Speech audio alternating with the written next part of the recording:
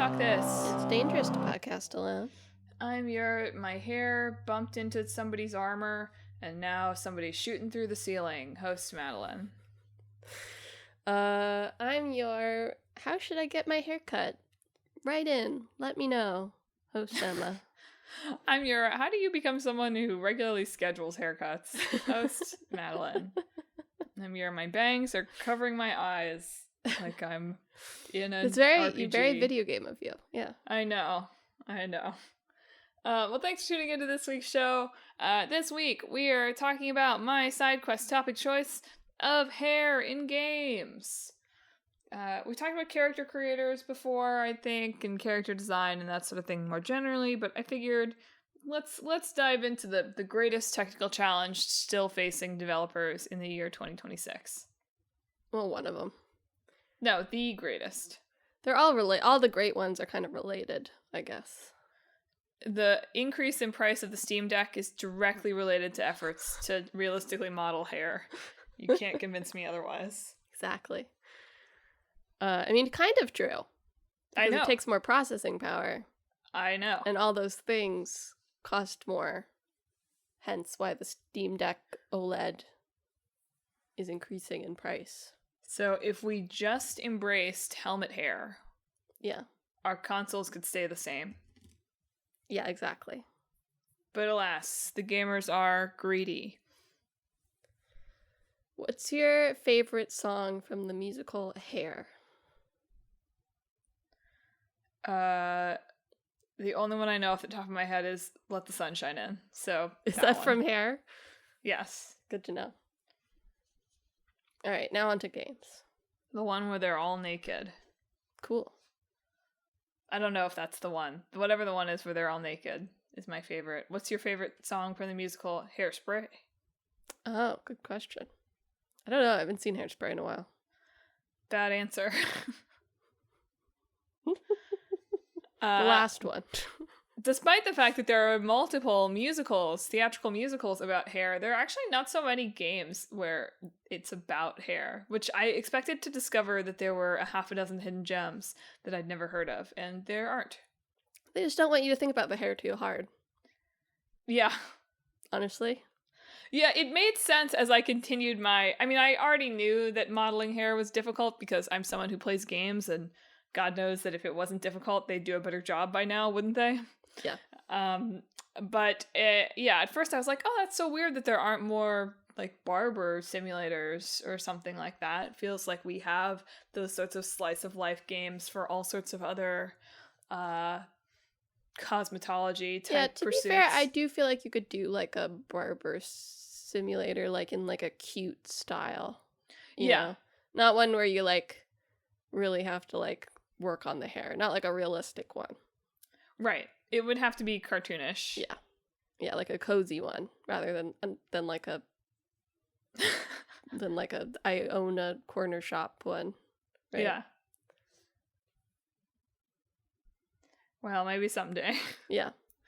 Like, if hair was the only thing, something that came up over and over again across the sort of dev interviews and whatever was, well, we could do this, but don't you want to be able to play the video game? Yeah. And so maybe if the whole video game was the hair. True. You just watch the hair. Yeah. Press play, the hair goes, you go, wow. That was fun.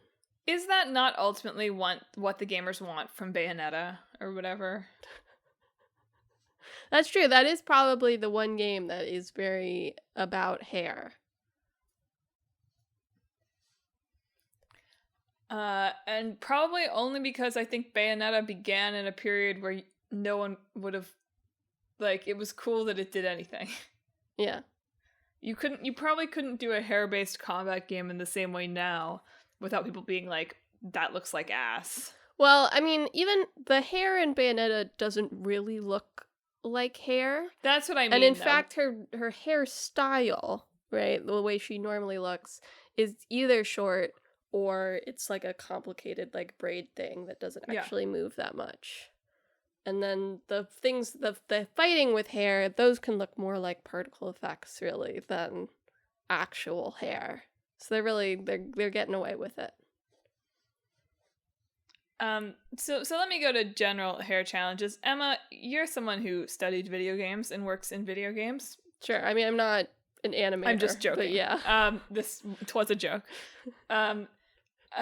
Do you explain to the viewers how hair is created? There are no viewers. Explain to the listeners how hair is created in detail. In detail. I did, there are a lot of very technical explainers of this online. Like when you search hair in games, you get all of the articles from 3 years ago about black hair, which we will talk about, and you get a bunch of technical guides to doing it in various engines. Yeah.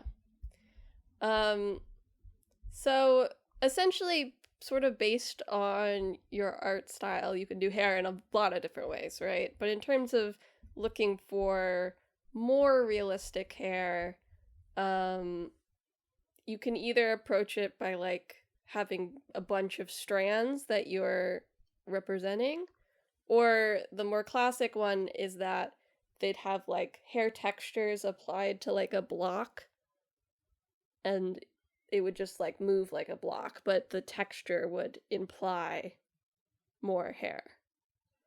There's also systems of like you have like the master strand that's like in charge of a certain chunk of hair, and then you have a bunch of other strands that react to the master strand based on what it's doing.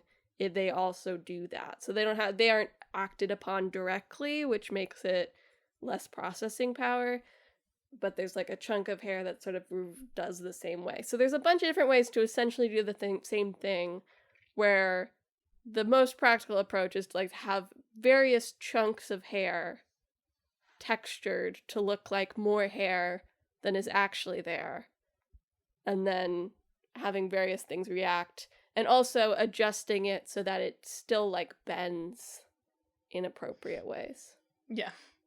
That's my very layman's explanation of how hair works. And then you also have to worry about like lighting it correctly. Yeah. So that it actually looks like hair and not like something else. Just like a thing sitting on someone's head. Various levels of transparency and lighting and whatever are also very important, because otherwise, yeah, it's just like big chunk of head armor. Yeah.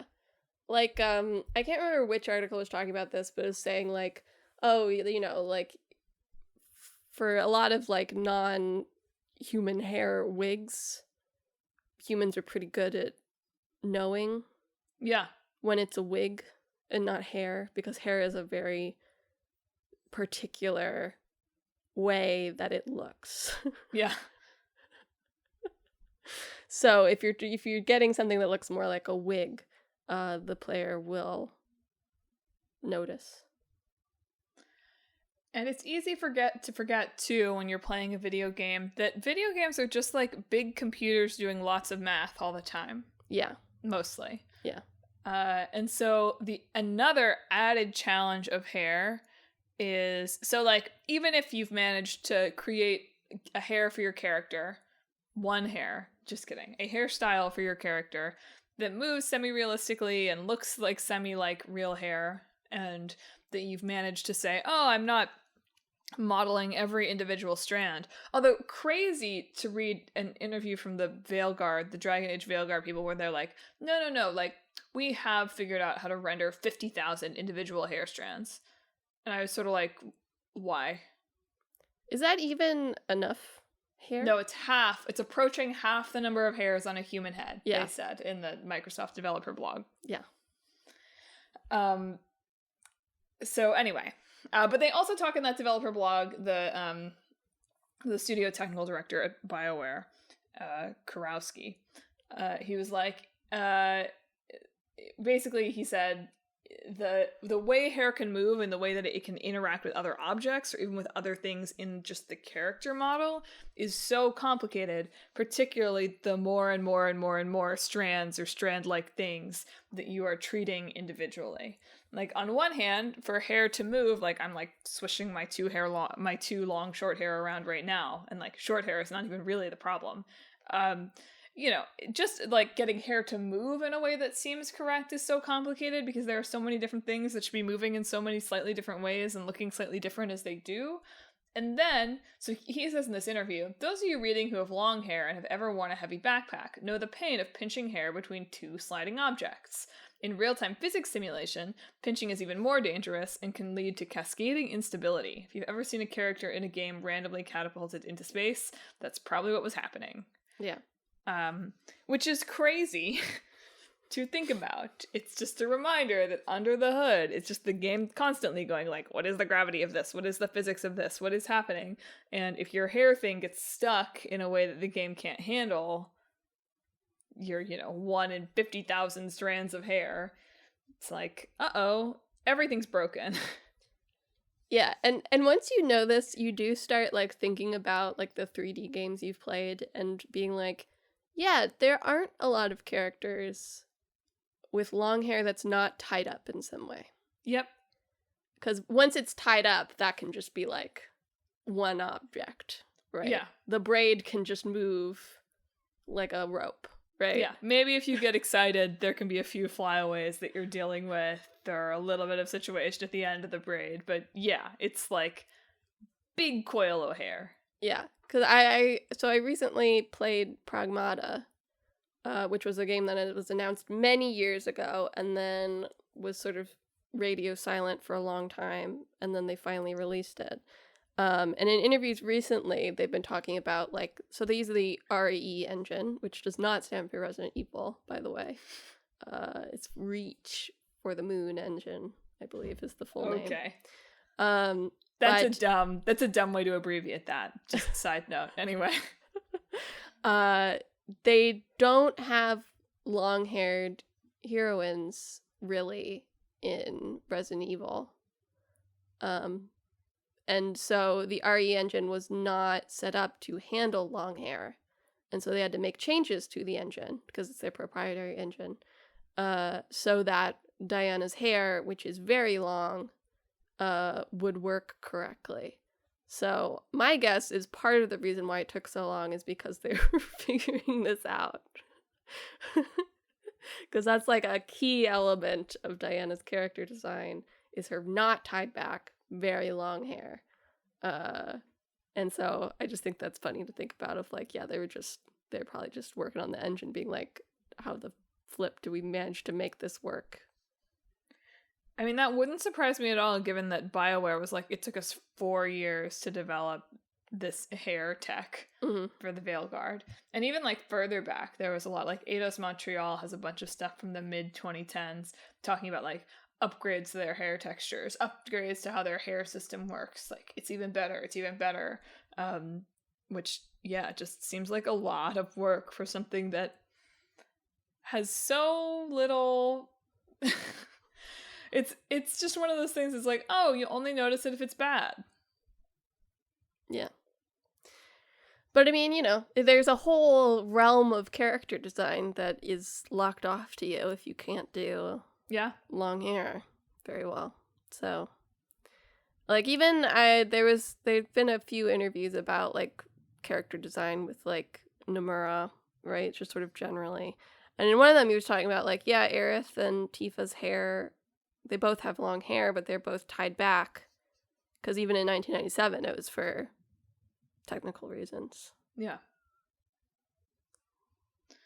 Well, yeah, and it is interesting to think about the sort of different challenges of hair character design now versus, like, you'd think in certain ways it has to be almost worse now, right? Yeah.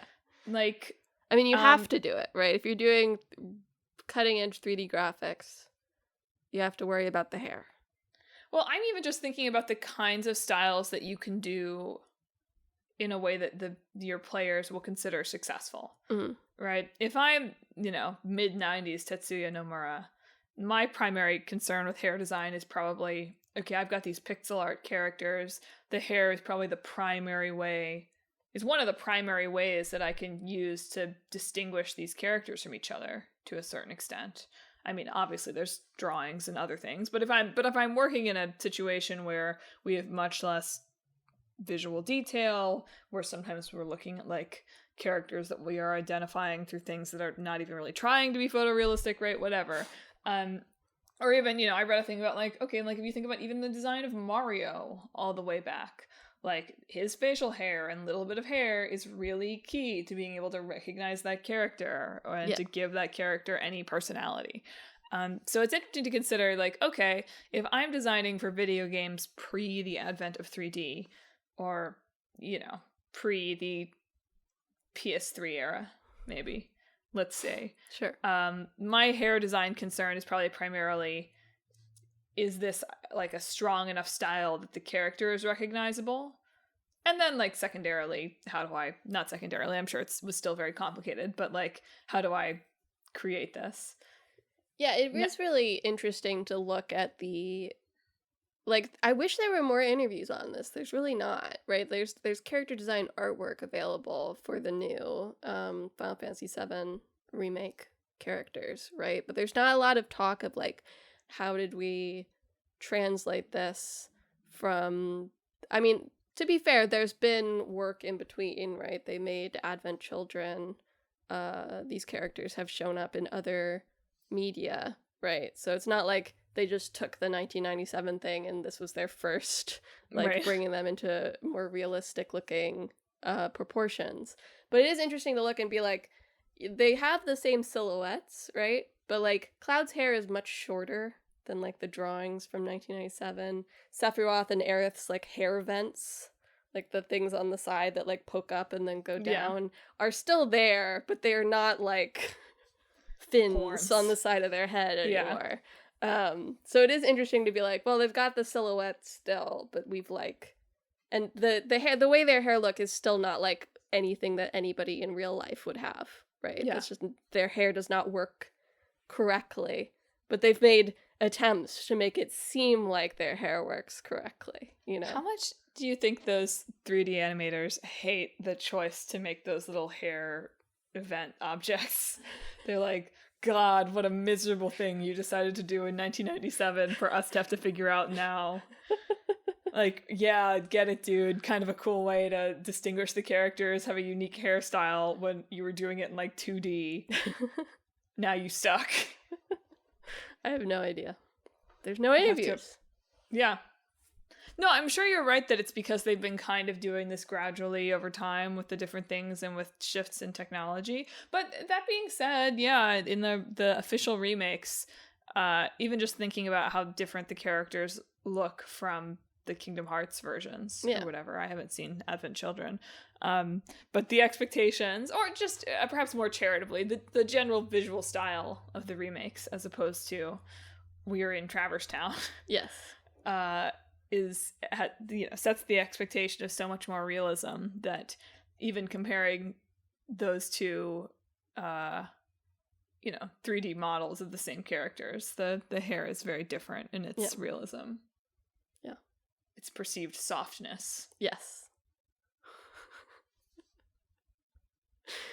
Well, that's the thing with something like Kingdom Hearts, at least until 4, where we'll have a more realistic style for at least part of it, it seems like. Yeah, it's never coming out. Let's not even pretend Kingdom Hearts 4 exists. But, like, you don't have to worry as much about, like, Sora's hair is just chunks, right? Yeah.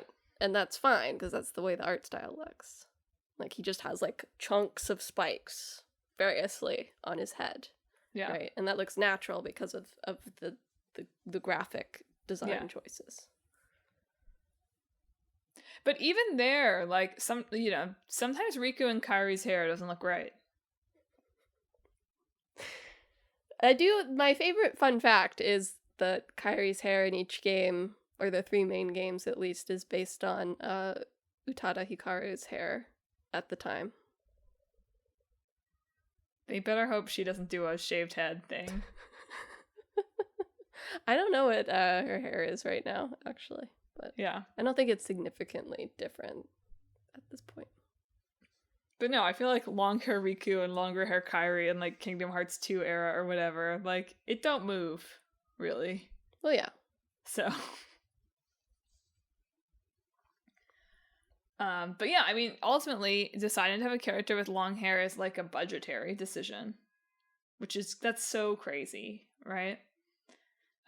In from the outside, I can't think of almost any other situation where the decision of hair length of someone participating in a normal way is something you'd have to say, well, but do we have an extra like millions of dollars to make that happen or not? Perhaps another reason not to push so hard in graphics anymore. Well, I did really like one of my favorite. There are a lot of like decently enlightening, decently useful Reddit conversations about this problem. One of my favorite was there was a Reddit thread that was about, why do most female characters in 3D games have short hair or tied back hair or whatever, which is for the reasons that we've discussed. And somebody said, like, it's more difficult, like, clipping's gonna be an issue, right? Which, even apart from the sort of, like, potential catastrophic catching on stuff, just, like... Yeah, it's always hitting the character. If the character's moving their arms at all... Yeah.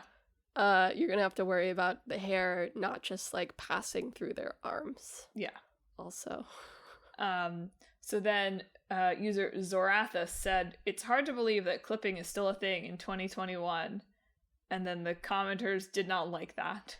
No. Somebody said, who would have thought that real-time physics for 100,000 flexible tubes would still have a considerable cost in 2021? And then Intelligent Rat says, we're patiently awaiting your fix to the clipping problem, Zorathus. Yeah. I mean, even stuff like, I remember when The Last of Us Part 2... came out, a lot of people were talking about like, oh, its rope physics is so like impressive. Yeah. Right? And so like rope physics is basically kind of hair physics on a very small scale. It's one piece of hair. Yeah. And if that's hard on its own, like then putting that into hair is like a lot. Yeah, everyone's so impressed, like, oh my god, she's coiling rope, and we're watching her do it. Yeah. And I mean, like, Tangled, when it came out, the movie, very impressive at the time. Yeah. And still very impressive. Yeah. It's so funny. I remember vaguely people talking about that. It's so funny, the random little things that are impossible in this medium. Yeah. I don't know, it's just not... So for me, when I think about hair, that's intuitive. I'm like, okay, I get it. There's 100,000, 150,000 hairs on your head. Even if you have to model 50,000 of them for work, that's crazy. That's a crazy amount of work. Mm-hmm. Whatever. I understand the challenges there. But if you tell me having like a flexible rope is still something that's really hard in 2026, that feels crazy. I mean, there's a lot of overlap in terms of, like, anything that has to move in a way that's, like, dynamic, right? Yeah. Because, like, fabric also. Yep. Blankets. Yep. Taking off clothes. Yep. Right? Doors. Anything where... What? Doors. But, like, anything that has to move in multiple places all at the same time and, like, interact with itself as well, right? Like, you take the blanket off of you and it falls on top of itself, right? That's all quite hard to do, is my understanding.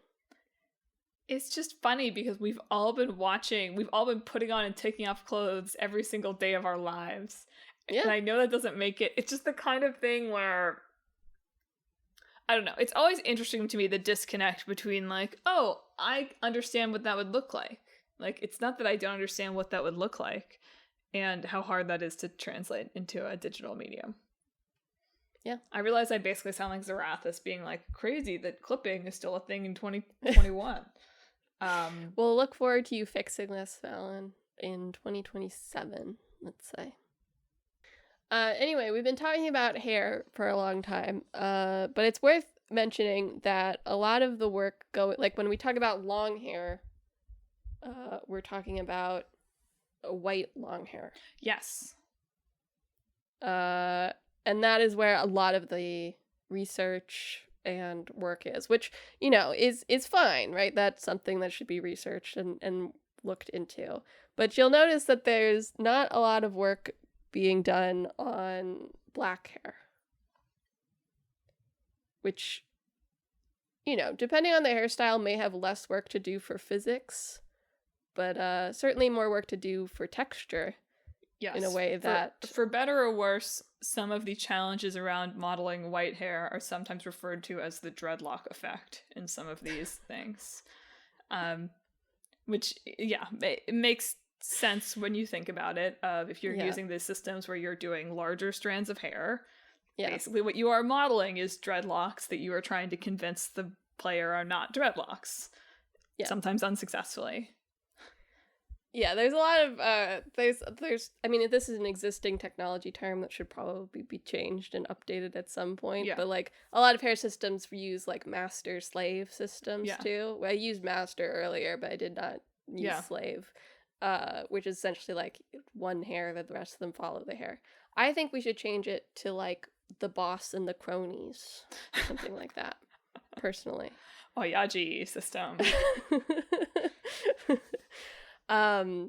And it's funny to use all these terms, and then there's just not very much work being done on, like, how to model black hair well in video games. Which I feel like usually is, like, a texture thing even more often than it's, like, a physics thing. Like, it just doesn't... They don't know how to make it look right. Yeah. Like, even, like, the short hairstyles, it'll be, like, it's, like, on top of their head, but it doesn't, like, fade appropriately into the rest of their head. They just have some hair growing out of the top of their head, and then, like, the rest of it is not right. It's, I mean, so that's the reason why you see things like the Killmonger everywhere, right? Yeah. Is there's a couple of, you know, whether you want to say it's because something like Black Panther popularized it, right? Or like brought it to the attention of the people who are doing this. They're like, oh, that's a hairstyle. Or because something like that is, for physics reasons, simpler to model. Or because there are, you know, as people started being like, oh, that's the hairstyle for the, like, black male lead, right? That there were then more examples for other people to copy. I mean, as you rightly pointed out in the notes, it's just sort of a matter of, like, well, no one was doing it, so no one was, like, picking it up from anyone else. So it just becomes this self-perpetuating system.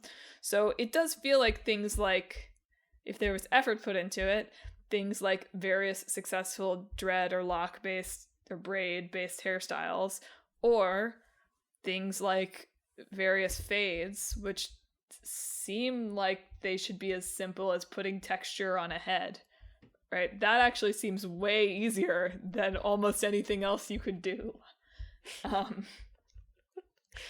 But then on the flip side, you think about, oh, if you're trying to do some kind of like a fro-based style, right? Like, not only are you having to deal with the hair of it all problem, but it's not even really like, it's not like mini rope physics anymore, right? If you're dealing with different texture of hair, you've added something potentially, like, we can't even do it with a straight tube. Let alone with a tube that has, like, some texture of its own and moves in a different way. Yes. Yeah, if you've got a big afro, the physics of that is quite different. Yeah. But yeah, there's a lot of talks about this and a lot of discussion about this. And yeah, it does seem to be like, if you go searching for 3D hair tutorials, it'll be teaching you about white hair. 3D. Right? You will not be finding tutorials on black hair, so you don't learn how to do it, so you don't do it when you're working on the game, right? Because why spend time learning something that you don't know how to do when you do know how to do something? Well, when you already don't know how to do, like... I mean, all this coupled with other things of, like, people, like, you know, there's discussions in, like, Hollywood of, like, people don't know how to light black people correctly. Which I think also applies to video games. I do. There was a very funny, if also, like, this is probably infuriating, story a few months back on Love and Deep Space, which is, like, a very popular mobile, like, Otome game thing. And you create your own protagonist, and you can make your protagonist black-skinned. In certain scenes, because of the way they're lit, if you have a dark-skinned protagonist, she will turn into like kind of a void creature. Oof.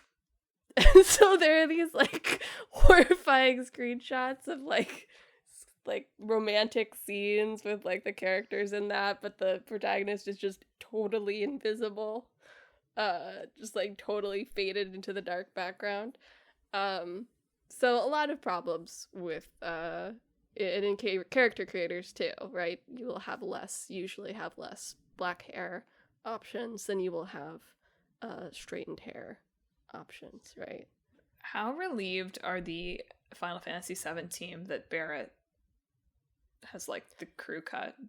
Barrett I've seen some critique of the fade for him still. That it's like just kind of like on top of his head. Yeah. And like compared to I think Miles Morales' hair is generally considered pretty good, and those are sort of similar styles. Yeah. But Barrett's doesn't quite like it's sometimes a case of like you don't have like you're not doing maybe the research that you need to do if you don't have people that have this kind of hair or experience with this kind of hair on your team. And that can make a difference in how well it looks. Yeah. Right? Because if you have expertise on it, you can look at that and be like, hey, Brad, that's looking wrong. Yeah. Well, and I think that's the challenge with things like hair, is that because it's so complicated and because it's something that we all look at on hundreds to thousands of people every day, depending on our jobs, commutes, whatever, it's like, oh, well, in many scenarios, I think about this in work contexts all the time. I'm like, there's a lot of scenarios where doing something 95% well is basically as good as doing it 100% well. But hair is like, oh, if you've done it 95% well, like, that might as well be 50. Yeah. Yeah. And so, yeah, that's a good example of that, probably, in which the team probably looked at it and was like, yeah, that looks pretty good. And then when somebody who actually has that type of hair or interacts with people with that type of hair on any kind of regular basis, which I can't imagine the 3D animation team at Square Enix is doing a lot of. Yes. They notice things that you maybe wouldn't notice. Yeah. I mean, and, you know, that's on you to of course, do that's the not research to and, like, excuse figure it it out, but yes. But it is the challenge of these kinds of, like, specific things. I mean hair as a topic, not of this specific hairstyle. Of, you know, they may think they had done that. Yeah. And I mean, they've also had, Saz in Final Fantasy 13 does have like a small afro also. So they've done other black hair before. I think they're just still figuring it out. I mean, obviously the hair team was pretty focused on Sephiroth. Yeah. It's lucky that anybody else had hair. That's true. They probably should have like really mastered Sephiroth and just everyone else could be bald, and I think that would be fine, honestly. Sephiroth hair lore. Yeah. The people crave it. Let me read you the mail that you get from the Sephiroth fan club upon joining in Crisis Core. Dear members of the Silver Elite, in this update, we present another piece of Sephiroth trivia, the secrets to his beautiful long hair. The hair products he uses are of the highest grade, made and supplied by the Shinra Company. He seems to use one whole bottle of both shampoo and conditioner every time he washes his hair. They are scented with 13 kinds of perfume, including rose and vanilla. Apparently, the scent in the air after Sephiroth tosses his hair changes daily. A couple of follow-up questions. Okay. 1. So this is a letter you received from the fan club? Yes, it's email. Do you think we are meant to believe this is accurate? That's a good question. Yes. Okay. I think so. Okay. 2. I haven't ever had hair that's quite as long as Sephiroth's. I have not either. But I've had hair almost down to my butt. Mm-hmm. So that's probably 2/3 as long as his. right? I'm just imagining, and I'll say adjusting to having, more of pixie cut length hair did mean that I had to train myself to not use 10 times as much shampoo as I need. Yeah. That being said, do you think that if someone with the length of hair that Sephiroth has used a full bottle of shampoo and conditioner every... To be fair, it does not say how big these bottles are. We don't know. Even a full travel-sized bottle of shampoo and conditioner. They emphasize in it one whole bottle. So I think we have to believe that that is larger than something that he can bring on an airplane. Sure. Yeah. Do you think that would lead to successful hair in the real world? Well, we do have to consider that Sephiroth is like partly artificial, right? So maybe there was like some unethical gene editing involved, like on his hair, But then why would he need shampoo and conditioner at all? Well, it still gets dirty. It doesn't like repel dirt, I assume, right? Plus the scents are important, I assume. I guess just sometimes people are shocked and appalled when I say that I do wash my hair basically every day. Yeah. Which I've never... A side note, what is going on with people with hair like mine who aren't washing your hair every day? Aren't you just greasy?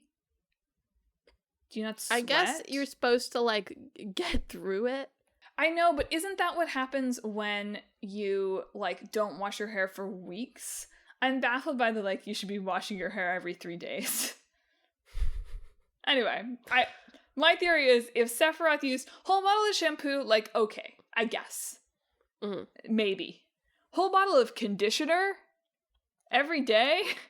It has to be it has to be soft to the touch, Yeah. I'm just amazed he hasn't, like, accidentally cut it off.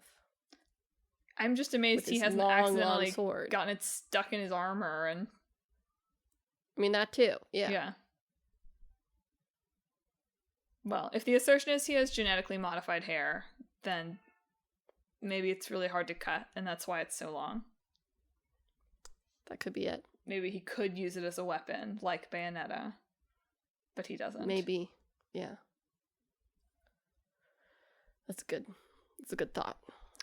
Do you think that the reason that they don't talk about how they animate Sephiroth's hair is because they don't want to give away the secrets? I mean, I do think it's pretty clear from, like, just looking at it in the real time, setting aside pre-rendered cutscenes where they can do whatever the hell they want, right? It is in chunks, right? There's parts of his hair that are in strands that move together, and that's how all the hair works, I believe, in Remake, just from observing it. But they're pretty good at still, like, disguising it, right? Making it look like it's good. I think it's, like, if you get the texture well enough, it's already sort of stylized, and if you don't have too many scenes where it needs to move, like, really dramatically, like you don't stick them in, like, a wind tunnel or anything, I do think you can get away with a lot. And he doesn't wear a backpack, too, so. Yeah, they had to cut that.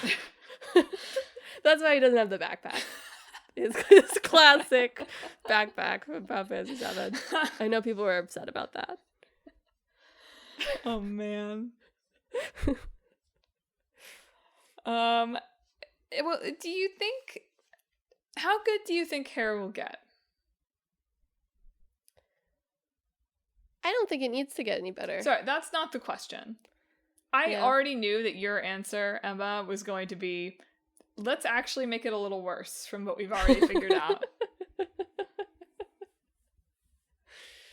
I have no idea, being honest. I hope that they get better at doing more black hairstyles. That'd be good. More textures of hair. I feel like we should focus on more textures of hair rather than just more hair.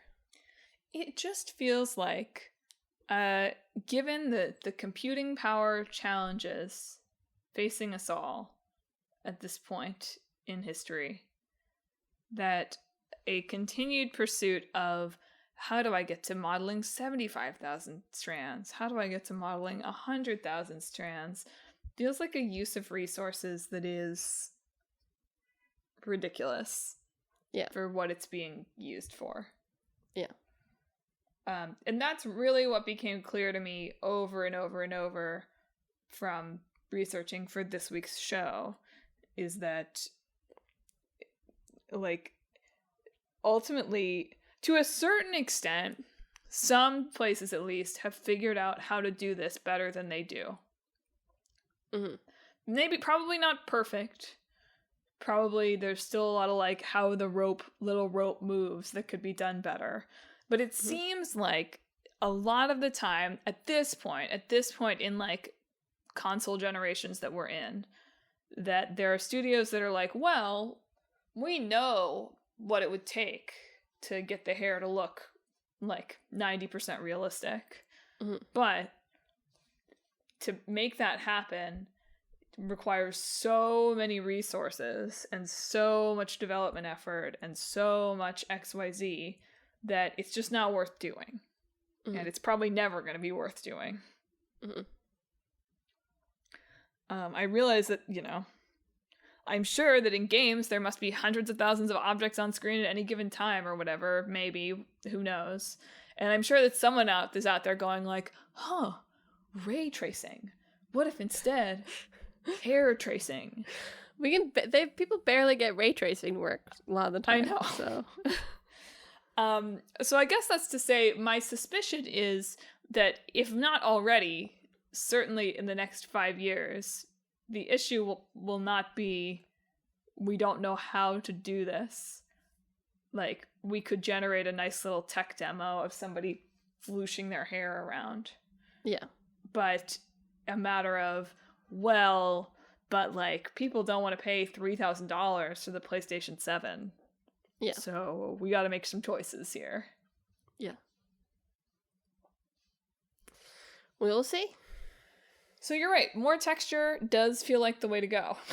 Yeah. More variety feels like the way to go. More, I don't know. Yeah, the long hair, it would be cool to see more characters who could, like, fight with their hair. Yeah. That does feel like an underutilized, underexplored thing. But perhaps we cannot fly too close to the sun here. There's lots of ways to fight with hair that wouldn't necessarily... You got pigtails, right? Like those ringlet ones, right? And they, like, can, like, constrict you. Emma, we can't do curls.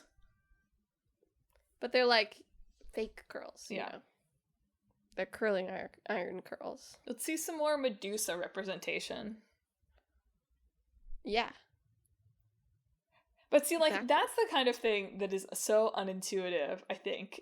The idea that it would actually probably be easier to model, like, a dozen snakes that have their own personalities and, like, do stuff while it'd be a different kind of challenge. I'm just saying, like, overall, might be easier to successfully create 12 snakes that are, like, vibing, doing stuff while you're walking around than to create a successful medium length, like, to create Jennifer Aniston's friend's haircut.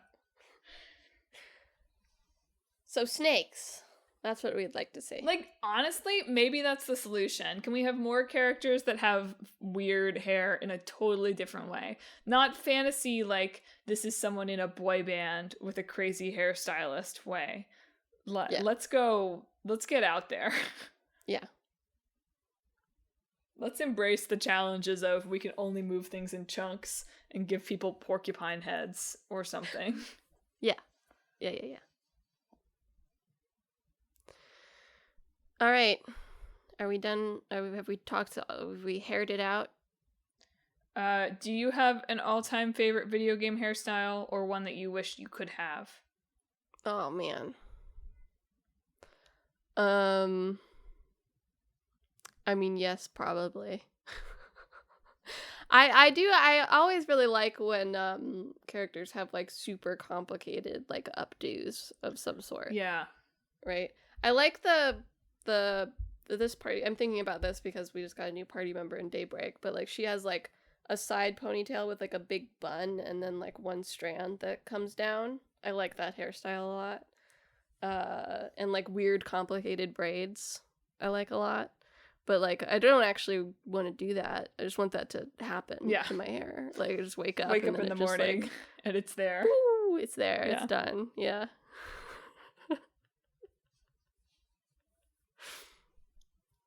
What about you? I don't have a great answer. I wish that my hair would naturally do more of what any given JRPG protagonist's hair sort of does. Sure. But I wish I had that sort of like it wants to go up but in a cool way. Yeah. Texture, which I don't.